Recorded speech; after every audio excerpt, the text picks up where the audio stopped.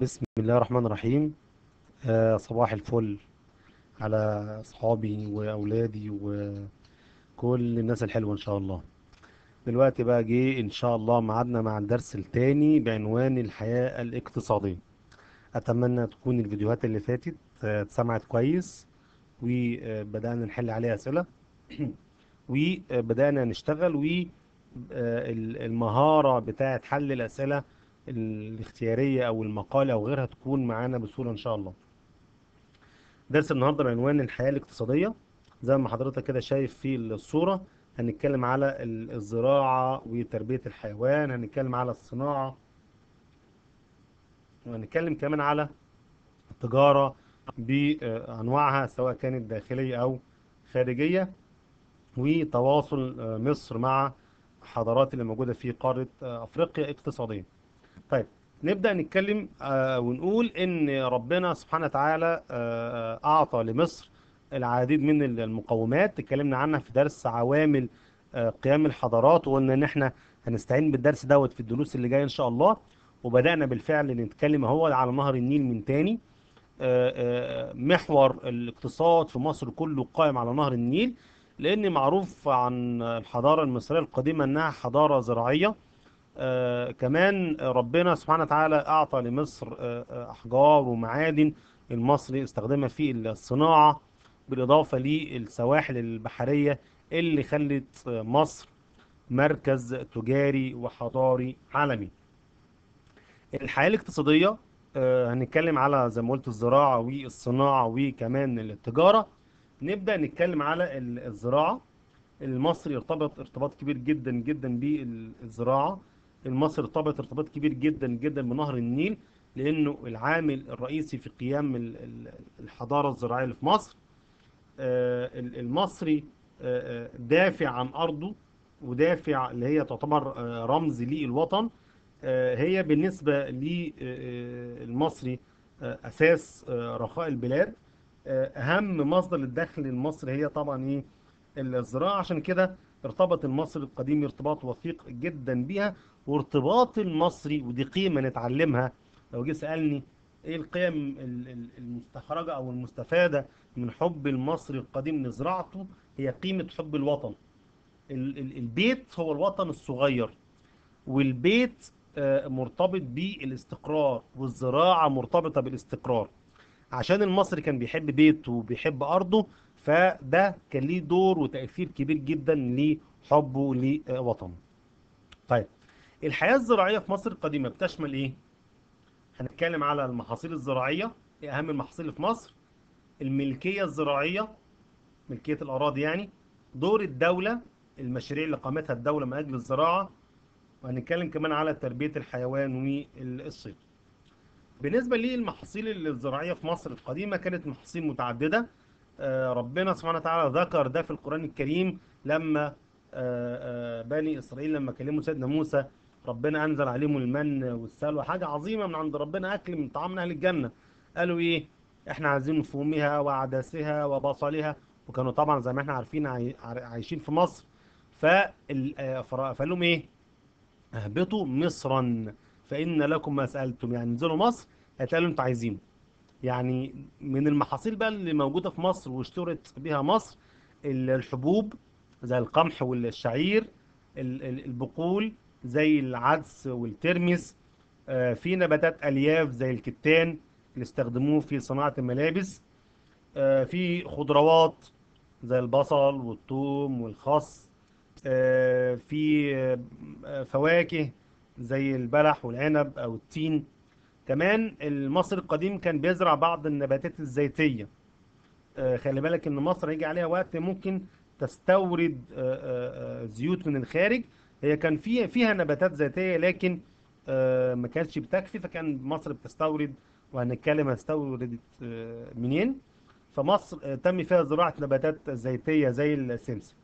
طيب، مصر كانت بتحقق حاجة اسمها الاكتفاء الذاتي.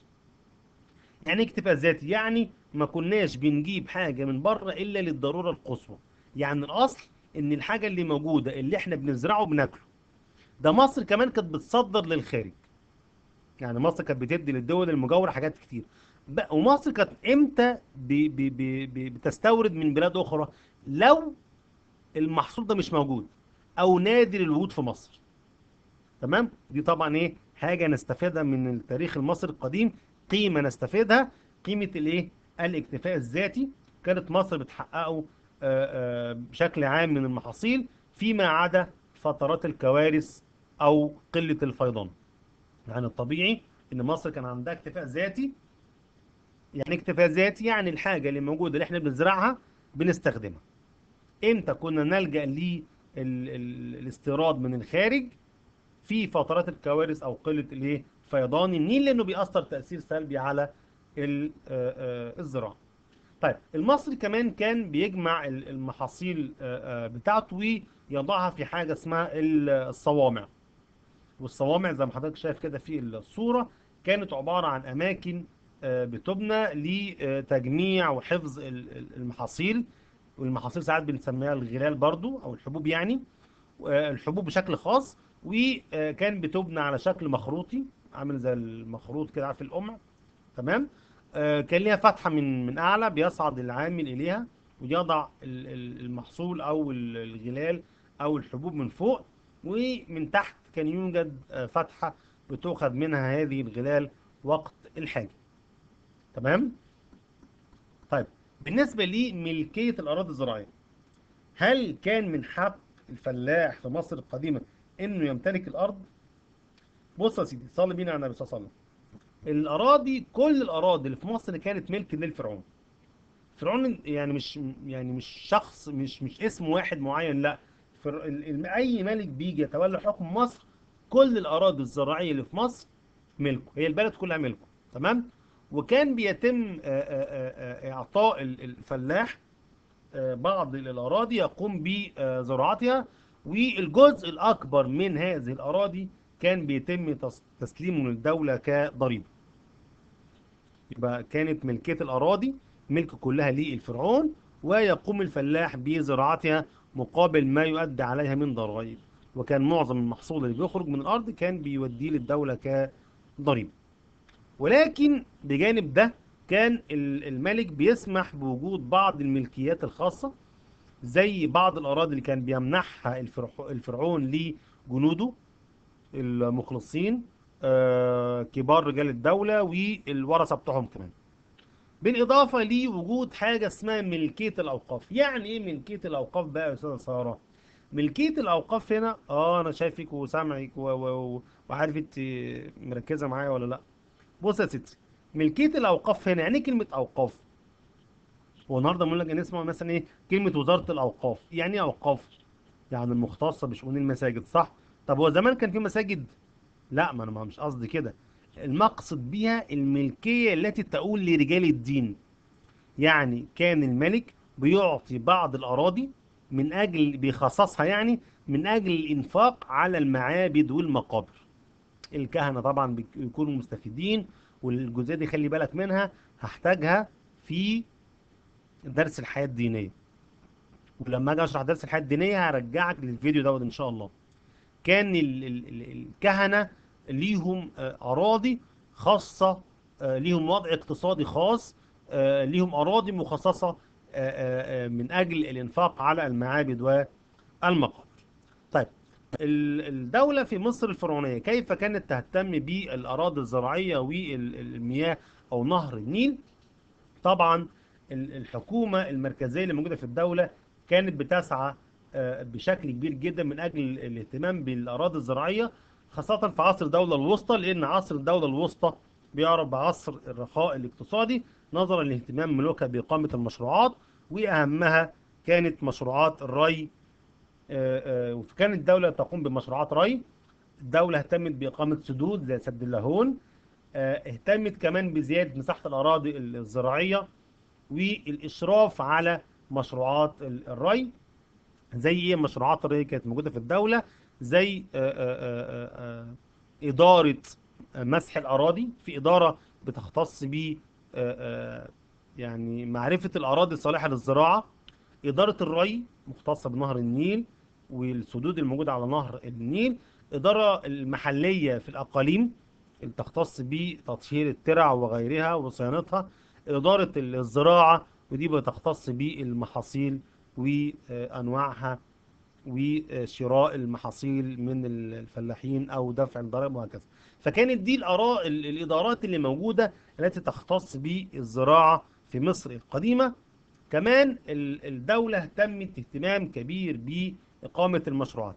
قبل ما اتكلم على إقامة المشروعات، ما ينفعش واحنا بنتكلم على الزراعة لا نذكر قصة النبي يوسف عليه السلام لما كان موجود في مصر. وطبعا عاش جزء كبير جدا جدا من حياته في مصر، وازاي ربنا سبحانه وتعالى وثق ذلك في القرآن الكريم. الخطوات اللي اتخذها من أجل عبور فترة المحنة اللي في مصر، فترة الجفاف، والخطوات اللي اتخذها كانت مهمة، وإدارته السليمة الرشيدة في مواجهة الأزمات. يا جماعة احنا هنتعرض ليه، أو مصر هتتعرض ليه، والبلاد اللي حوالينا قد تتعرض ليه فترة من فترات الجفاف، فنبدأ نزرع اللي موجود، والدولة تخزن دوت في صوامع، ولما يحصل فترة الأزمة والجفاف طلعوا من الصوامع وناكل ونستفيد. وكانت دي تدل على حكمة وذكاء سيدنا يوسف عليه السلام وخطته في الاستفادة من موارد الدولة. الدولة كمان اهتمت بالمشروعات الري، على سبيل المثال مشروع سد اللاهون اللي اتنفذ عند أو قرب قرية اللاهون. الهدف من أي سد في الدنيا إنه يعمل حاجتين: يمنع مياه الفيضان إنه يغرق الأراضي، ويخزن المياه الزائدة. وده كان الهدف من سد اللاهون: منع مياه الفيضان من إغراق الأراضي، وتخزين المياه الزائدة اللي استفاد منها. ومشروع السد ما كانش بس واقف عند الجزئيتين دول، لا ده كان ليه نتائج أكثر أيضا متمثلة في الاستفادة من الأراضي الزراعية. يعني المية اللي زادت دي تم الاستفادة منها في منطقة الفيوم بإقامة العديد من المدن وزراعة الأراضي حول بحيرة موريس اللي تعرف حاليا ببحيرة قارون. الأراضي دي حوالي 27 ألف فدان كانوا النصيب من الاستفادة من هذا المشروع، بالإضافة لتعمير المدن الواقعة وإنشاء مدن جديدة حول مدينة أو حول بحيرة موريس التي تعرف الآن ببحيرة قارون في محافظة الفيوم. بالنسبة لتربية الحيوان، مصر طبعا كان ليها ثروة حيوانية كبيرة جدا، خاصة في منطقة الدلتا اللي هي النهارده بقى الشرقية والغربية، كفر الشيخ، المنوفية، القليوبية. طبعا ليه في منطقة الدلتا كان في حيوانات كتيرة نتيجة وفرة المراعي الطبيعية. طبعا كان يوجد في مصر مجموعة من الرعاة المحترفين اللي بيرعوا الماشية، وكانت في حيوانات عديدة في مصر منتشرة مثل الأبقار، دي طبعا كانت بتحتل المكانة والمرتبة الأولى في مصر القديمة، الأغنام، وكمان الماعز.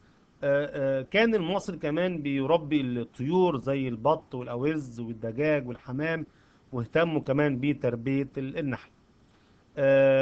المصري القديم كان بيهتم بالثروة الحيوانية ليه؟ أي حد أو أي فلاح بيربي الحيوانات، إما بيستفيد منها في أعمال الحقل في الزراعة يعني، أو ينقل عليها بعض المحاصيل، أو يستفيد منها من لحومها أو جلودها أو شعرها أو الوبر بتاعها.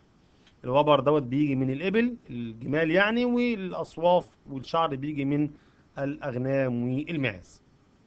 تمام يا رجالة؟ الدنيا سهلة جدا، والموضوع انت عندك عنه خلفية درستها قبل كده كذا مرة.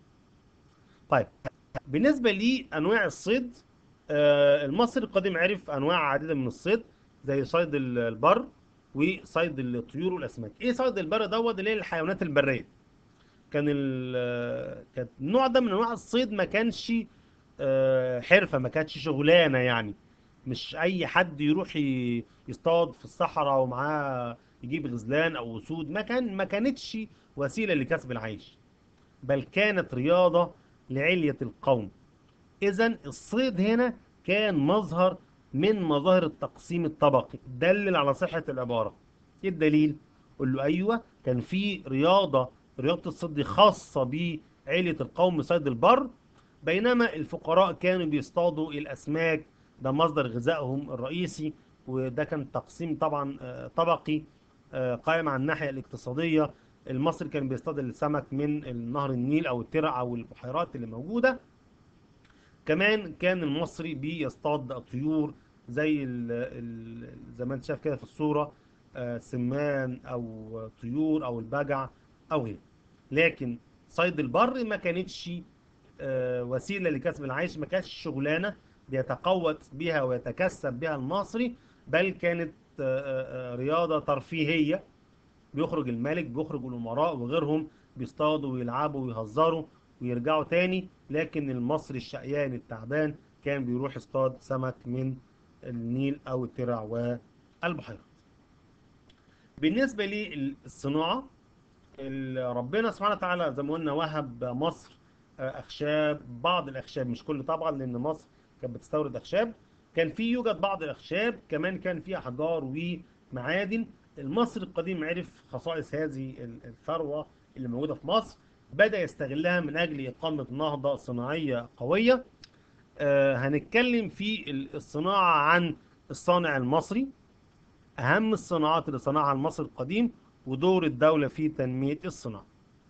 المصري بشكل عام كان غالبا بيورث الصناعة دي من باباه أو جده. كانت عيلة مثلا شغالة في النجارة تبقى دي عيلة النجارين، عيلة شغالة في الحدادة دي عيلة الحدادين، وهكذا الناس بينحتوا بدول النحاتين وغيرهم.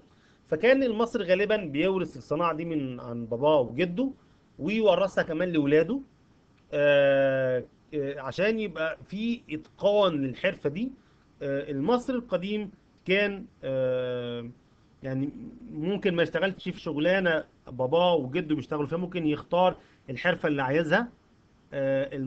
كفاءة العمال والصناع في مصر القديمة وصلت لحد كبير جدا جدا من الإتقان. يعني اللي كان بيشتغل في الشغلانة من جيل لجيل تتوارث الصناعة، وبالتالي بيعرفوا خصائص هذه الايه الصناعة وأسرار. يقول لك ايه؟ ده واحد ده بيقول لك في مثل بلدي يقول لك ايه؟ ده شارب الصنعة. يعني ايه شارب الصنعة؟ يعني فاهمها قوي، يعني اشتغل وهو مغمض. ده وإن دل على شيء يدل على خبرته، يدل على إتقانه، يدل على معرفته ليه خصائص وأسرار المواد الخام.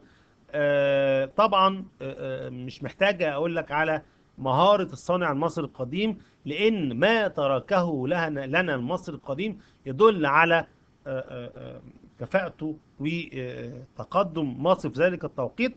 على سبيل المثال، لو تناولنا بالذكر أهم الصناعات المصرية، الصناعات الحجرية اللي هي تعتبر واحدة من أقدم أنواع الصناعات، زي صناعة التماثيل الحجرية أو الأواني أو التوابيت أيضا. كمان المصري القديم كان عنده استثمار للطمي بتاع النيل، الطين أو الغرين بتاع النيل. فالمصري جاب الطمي دوت وعمل منه صناعة الفخار، عمل منها تماثيل، أواني، استخدموا في في صناعة الطوب.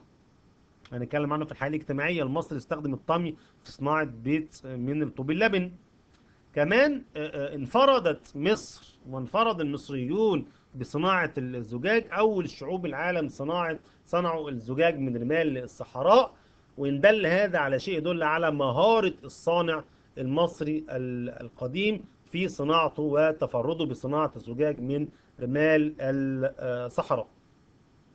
كمان مما يدل على مهارة الصانع المصري القديم مشغولاته الذهبية العظيمة التي استخدمها واستعمل الذهب في صناعة الحلي والأواني. وكمان زخرفوا التوابيت بالذهب. إذن هنا التوابيت دخلت عندي في أكتر من حاجة. في صناعات معدنية استخدمنا توابيت، في صناعات حجرية كان برضه التوابيت. تمام. استخدام الفضة ما كانش كتير زي الذهب. المصري استخدم الذهب زي ما قلت في صناعة التوابيت، الأقنعة زي قناع توت عنخ آمون أو تيجان الملوك. ممكن نقول عليه الاساور او الاكسسوارات بتاعت الملك. يعني افضل شيء يحدثك عن الصناعه ومهاره الصانع المصري القديم طبعا مقبره الملك العظيم توت عنخ امون المكتشفه عام 1922. نيجي لصناعه الاخشاب. مصر كان فيها اخشاب بس ما كانتش على المستوى المطلوب او على الكميه المطلوبه، فبدأ المصري القديم يستورد الاخشاب من الخارج. على سبيل المثال بلاد فينيقيا كان خشب الأرز، وخشب الأبانوس كان من النوبة وكمان بلاد بونت. وطبعا استخدموا خشب الأبانوس وبلاد من النوبة وبلاد بونت في صناعة السفن. مش بس كده، ده كان صناعة سفن وأثاث. يعني الكرسي العرش بتاع الملك كان كرسي خشبي بس مطرز بالذهب. كمان التوابيت، يعني اذا التوابيت هنا دخل عندي فيها كذا صناعة، معادن فيها توابيت، التوابيت كمان مصنوعة من الخشب، مصنوعة من الأحجار. كمان المصري كان عنده يعني مهارة منقطعة النظير في صناعة ورق البردي. أول من صنع الورق في العالم هم المصريين. وما كانش بس المصري بيستخدم نبات البردي في صناعة الورق فقط، لا، ده كان في صناعات متعددة. ومعنى ان المصري القديم طلع اكتر من صناعة من ورق البردي، اذا ده يدل على ايه؟ على مهارة صانع المصري ومعرفته ليه خصائص واسرار المادة الخام اللي بيشتغل فيها. انا بستنبط معاك حاجات اهو، بستنتج نقط. اتمنى ان حضرتك ماسكة الورقة والقلم، ان الجزئية اللي بقولها ما بين السطور دي نخلي بالنا منها. عدت عليك، وقف الفيديو ويرجع تاني، مفيش مشكلة، دقيقتين ثلاثة مفيش مشكلة برضه. إذا مهارة الصانع المصري القديم ظهرت في استخراج أكتر من نوع من أنواع الصناعة من نبات البردي. فصنع الورق، كما صنع منها بعض المراكب الخفيفة اللي هي السيقان بتاعت البرد نفسه. بدأ يجمعها مع بعض، عمل منها السلال والحبال والحصر بتتفرش في الأرض وبعض أنواع الفرش. خلصت كده الصناعات المصرية. عشان شافك بدأت تزهق وإيدك تيجي على الفيديو وعايز توقفه، بعد دي وقفه مفيش مشكلة، ونخلي التجارة في جزء آخر يبقى يرجع له بعدين. يعني توقف الفيديو بعد ما تخلص الصناعة وترجع تكمل، لأن أنا واخد الدرس كله فيديو واحد إن شاء الله. يعني نيجي للغزل والنسيج. المصري القديم كمان كان عنده صناعة الغزل والنسيج، نبات الكتان أو الصوف والحرير. وكانت طبعا بتقوم بهذه العملية النساء، بيستخدموا بعض المغازل من الخشب، حاجة شبه الايه، الأنوال اليدوية اللي موجودة لغاية دلوقتي في بعض القرى. كمان المصري القديم استخدم الحيوانات زي ما قلنا من شوية، استخدمها في الجلد، استخدم الجلد بتاعها يعني في صناعة الأحذية أو المقاعد وأغطية الوسائد، أرضية العربات اللي هي العربات الحربية، وقرب المياه، القربة بتاعت المياه يعني. طيب، الدولة ازاي كانت بتهتم بالصناعة؟ اهتمت الدولة بتنمية الصناعة من خلال الاهتمام باستخراج المعادن زي الذهب. وطبعا البعثات اللي رايحة تستخرج الذهب ده من الصحراء عايزة تأمين عشان السارقين أو اللصوص ما يهجموش عليها. فالدولة كانت بتوفر الأمن والحماية لبعثات التعدين. كمان كان الملوك بيفخروا ان هم بيدوا للعمال حقوقهم. وان دل هذا على شيء، انا ما شايفك ماسكه القلم وتكتبي حاجه اهو، ان دل هذا على شيء يدل على ان الملوك كان بيهتموا بتوفير العداله الاجتماعيه ويعطوا للناس حقوقهم. وكانت الاجور عباره عن، طبعا ما فيش فلوس، فكانوا بياخدوا مخصصات عينيه، يعني محاصيل، اكل، شرب، حاجه ياخدوها مقابل عمل. وقف الفيديو بتاع حضرتك عند الجزئيه دي وارجع كمل التجاره بعدين. رجعت انت اهوت بقى، ماشي يا سيدي، ونكمل التجاره. التجاره معناها ايه؟ التجاره معناها حركه البيع والشراء. طيب، احنا قلنا درس بتاع مصادر دراسة عوامل قيم الحضارات هنحتاجه في الدرس ده كتير. احنا اتكلمنا على نهر النيل قبل كده، اتكلمنا على الموارد اللي ربنا اداها لنا. دلوقتي هنتكلم على الموقع اللي كان ليه دور كبير جدا جدا جدا في ازدهار التجارة في مصر القديمة. مصر استفادت من موقعها الجغرافي في اتصالها بالحضارات المجاورة وإقامة علاقات تجارية اقتصادية. هنتكلم على ايه في الحياة التجارية؟ هنتكلم على التجارة الداخلية والتجارة الخارجية، وسائل النقل، وبعد كده دور الدولة. التجارة الداخلية كانت موجودة عندي في مصر، بتقوم على أساس المقايضة، والمقايضة معناها تبادل سلعة بسلعة. طيب، كمان كانت بتقوم التجارة في المدن والأسواق المصرية على أساس الأمانة. كان في ثقة كمان متبادلة بين التجار. علشان كده كان من حين لآخر المصري كان بيسترشد ببعض الحكم والوصايا في معاملاته التجارية، زي لا تغش، لا تسرق، لا تزد الوزن لصالحك، من يغش تمقته عين الإله. كل دي بعض من الوصايا اللي كان بيسترشد بها المصري القديم في معاملاته التجارية. طيب، مصر كمان كان لها تجارة خارجية. التجارة الخارجية ديت كانت مع بلدان عديدة.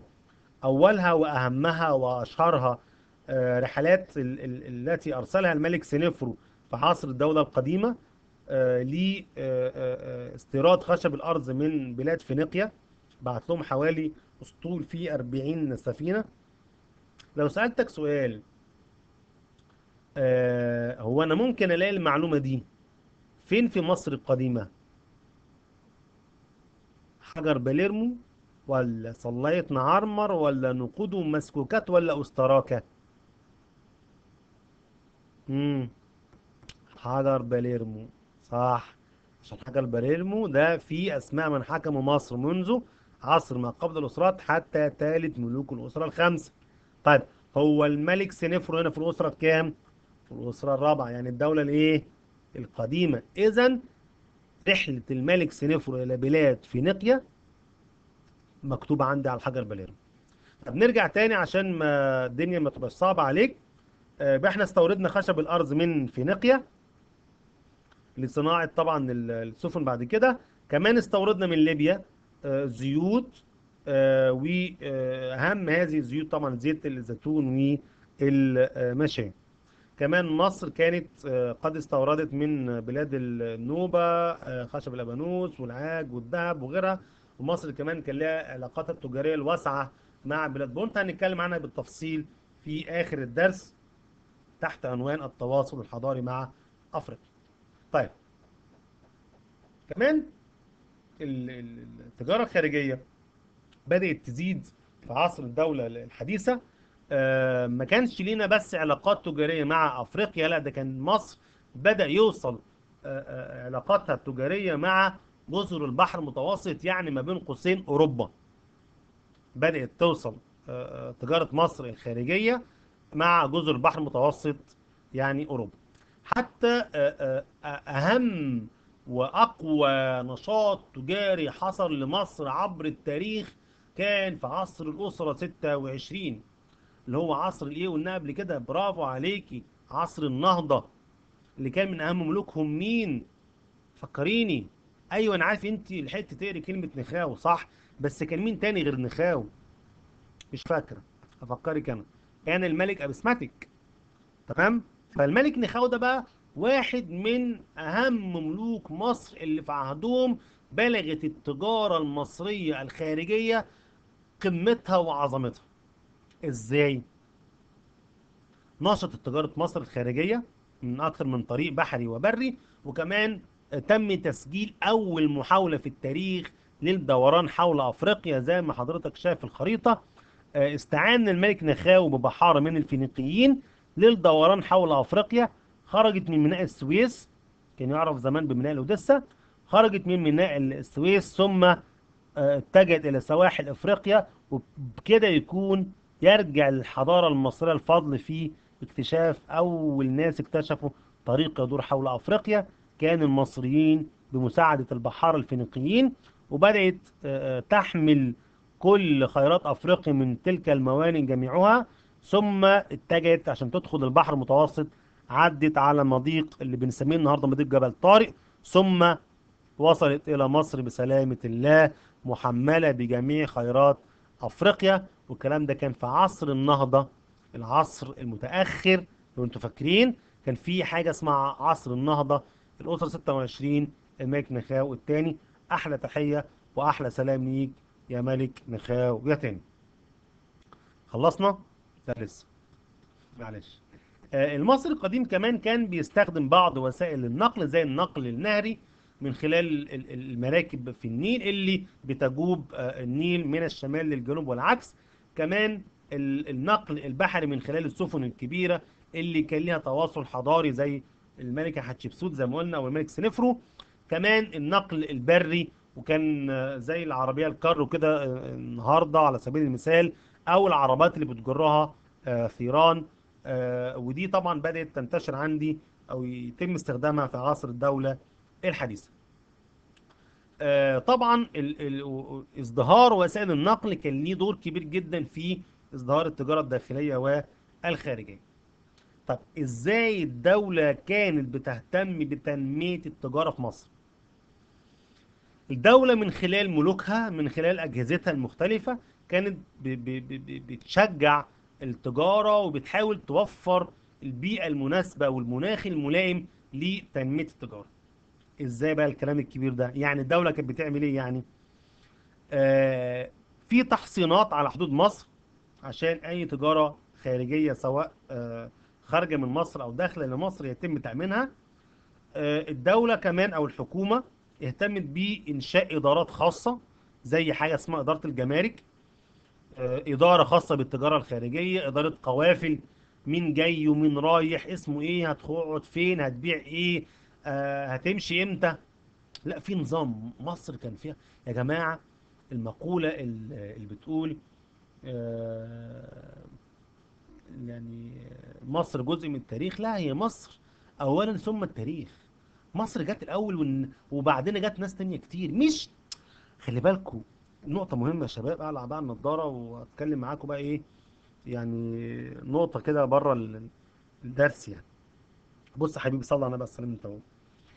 احنا مش بنتكلم عن مصر هنا عشان احنا مصريين.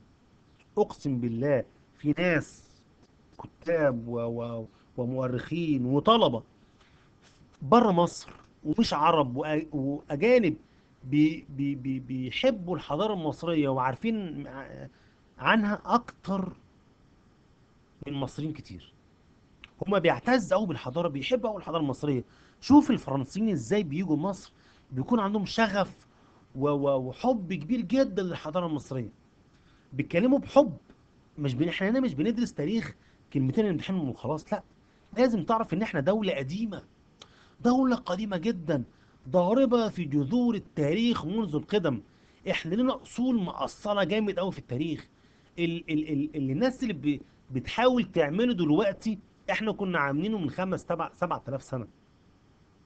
احنا يا ريت في عصرنا الحاضر نقدر نستفيد من الناس دي. يبقى الدولة كان عندها إدارات خاصة بالجمارك والمحاسبة والقوافل التجارية وغيرها. الملك سنوسرت الثالث، وهو ملك بينتمي للدولة الوسطى اللي عصرها بيسمى عصر رخاء اقتصادي.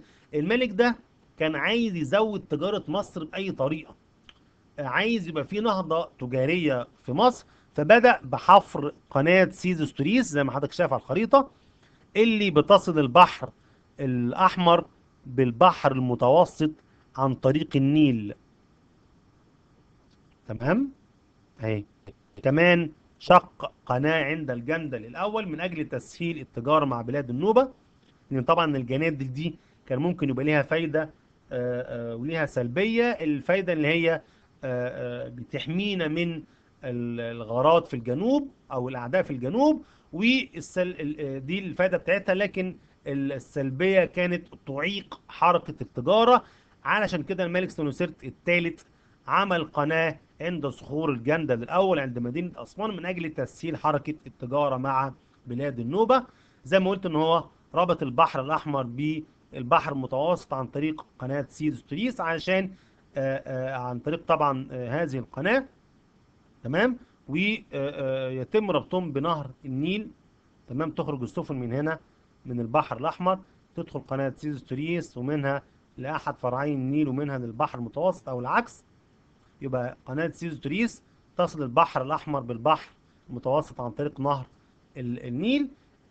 كمان الدولة وضعت قوانين، يعني كانت بتضرب بيد من حديد على أي حد بيخالف القانون. الدولة بتضبط الأسواق، بتحمي المعاملات التجارية. أي حد بيتلاعب في الأسواق كان بيتم وضع عقوبات صارمة ليه علشان يكون عبرة لمن يعتبر بعد ذلك. طبعا قناة سويس توريس زي ما قلنا ان هي كان لها دور في تسهيل حركة التجارة مع بلاد بونت. النقطة الأخيرة عندي في الدرس، بعد كده نتحول للأسئلة، وهي التواصل الاقتصادي مع أفريقيا. ده تم بشكلين. الشكل الأول كان مع منطقة النوبة، والشكل الثاني كان مع بلاد بونت. منطقة النوبة هنا المقصود بيها شمال السودان. طبعا عن يعني كان في منطقة النوبة بيتقال عليها جزئين، الجزء اللي هو جنوب مصر، والجزء الثاني شمال السودان. طيب الكلام دلوقتي على ايه؟ على منطقة النوبة اللي هي شمال السودان. مصر كانت بتصدر ليها بعض المصنوعات النحاسية، أسلحة، منسوجات، حبوب، كتان، أواني، وأواني طبعا حجرية وفخارية. دي كانت مصر بتصدر لها. طب مصر كانت بتستورد ايه؟ بتستورد بخور، وعطور، مواد التحنيط، والكروم، والزيوت، وخشب الأبانوس، والعاج، والدهب. في طبعا بعض المنتجات النوبية اتأثرت بالمنتجات المصرية، زي صناعة الأقمشة، بدأوا يعملوا زينا. بدأوا كمان يستخدموا بعض المشغولات زي الخرز في زخرفة بعض ملابسهم. من أقدم الرحلات التجارية إلى شمال السودان البعثة اللي قادها حرخوف، واحد من أشهر رؤساء البعثات، واحد من أعظم رحالة الدولة القديمة، اللي بدأ يقوم برحلات تجارية، خاصة في عصر الأسرة السادسة. كان بيقوم ببعثات ورحلات تجارية إلى منطقة النوبة، اللي المقصود بها طبعا شمال السودان. أما رحلة الملكة حتشبسوت إلى بلاد بون، تلك الرحلة الخالدة في تاريخ مصر القديم، خاصة في عصر الدولة الحديثة عام 1495. كانت رحلة وبعثة تجارية كبيرة جدا فيها 5 سفن. الرحلة دي مذكورة عندي على جدران معبد الملكة حتشبسوت في الدير البحري بالأقصر. طبعا السفن دي عادت محملة ببعض المحاصيل الزراعية النادرة، كمان كانت محملة بأخشاب الأبانوس، والعاج، والعطور، والبخور، وبعض الحيوانات النادرة مثل الزراف والقردة والفهود. عايز تريح شوية وتحل الأسئلة براحتك، مش عايز نحلها خالص يا سيدي ونقفل الفيديو على كده. هنحلها. تمام. المصريين القدماء استخدموا مواد خام. الناس اللي كانت بتكتب في ورقة وبتشوف الحاجات اللي انا بربطها ما بين كل نقطة والتانية. المصريين القدماء استخدموا مواد خام متعددة في صناعة ايه؟ حاجة داخل فيها اكتر من مادة خام. يا ترى الاثاث، ولا الورق، ولا الابواب، ولا التوابيت؟ تمام، التوابيت. لان طبعا كان في توابيت مصنوعة من التوابيت حجرية، في توابيت تم تزيينها ببعض المعادن، في كمان توابيت كانت مصنوعة من الخشب. اذا كانت التوابيت بيدخل فيها اكتر من مادة خام. السؤال الثاني: وصلت المنتجات المصرية القديمة لبعض مناطق اوروبا منذ عصر تأسيس الأسرات، اللي هو العصر العتيق يعني، ولا عصر الدولة القديمة، ولا عصر الدولة الوسطى، ولا عصر الدولة الحديثة؟ تمام، هو عصر الدولة الحديثة. اتكلمنا عنها من شوية، وهي جزر البحر الايه المتوسط اللي موجودة في أوروبا. ده تم في عصر الدولة الحديثة. طيب، اثبت صحة العبارة: بدأت العلاقات المصرية الفينيقية قبل الأسرة 26. يعني الملك نخاو في عصر الأسرة 26 أرسل بعثة من الفينيقيين للدوران حول أفريقيا. قبل الملك نخاو بقى، في حد اتعامل مع أهل فينيقيا؟ لا مش حتشبسوت يا بنتي، لا مش حتشبسوت. لا. برافو عليكي. أيوة، كان الملك مين؟ سينفرو. حيث أرسل الملك سينفرو بعثات تجارية أو أسطول تجاري ضم حوالي 40 سفينة إلى فينيقيا في عصر الدولة القديمة. بدأت العلاقات المصرية الفينيقية خلال عصر الدولة الإيه؟ القديمة، زي ما قلت في عهد الملك سينفرو. تمام. وبكده نكون وصلنا لآخر جزئية في الدرس. أتمنى تكون الدنيا كانت سهلة معاك إن شاء الله، وإلى أن ألقاكم في الدرس اللي جاي. درس بقى هيكون بعنوان الحياة السياسية، درس من دروس الجميلة جدا جدا جدا. وشكرا لكم، والسلام عليكم ورحمة الله وبركاته، مع تحياتي مستر أشرف شعبان.